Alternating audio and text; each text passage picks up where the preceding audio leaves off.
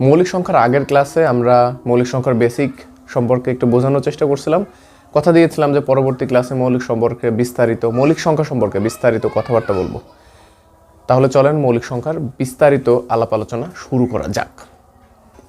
1 থেকে 100 পর্যন্ত মোট 25টি মৌলিক সংখ্যা রয়েছে, কিন্তু আমরা এখন ভেঙে ভেঙে আলাদা আলাদা করে দেখব।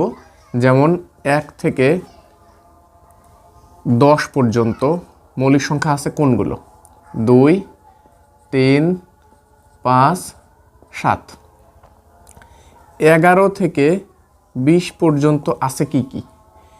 11, 13, 17, 19। 21 থেকে 30 পর্যন্ত আছে 23, 29। 31 থেকে 40 পর্যন্ত আছে 31, 37। 41 থেকে 50 পর্যন্ত আছে 41, 43, 47।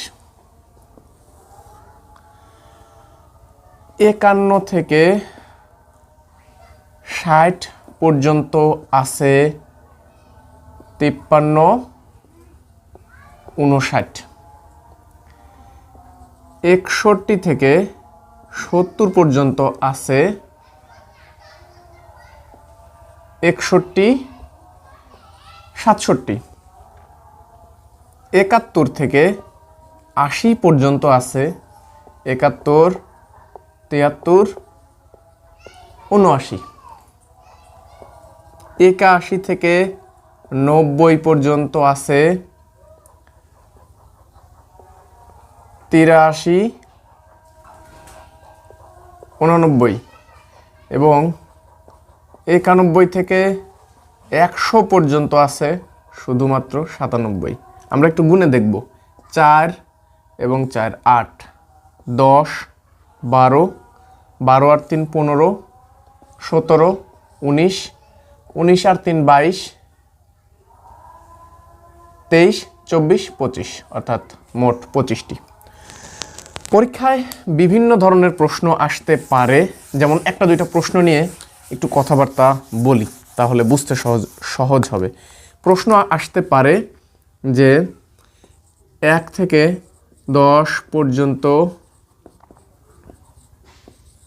মৌলিক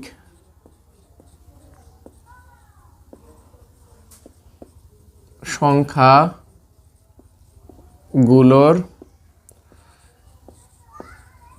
গুণফল কত? 1 থেকে 10 পর্যন্ত মৌলিক সংখ্যাগুলো কি কি আমরা জানি। 2 গুণ 3 গুণ 5 গুণ 7।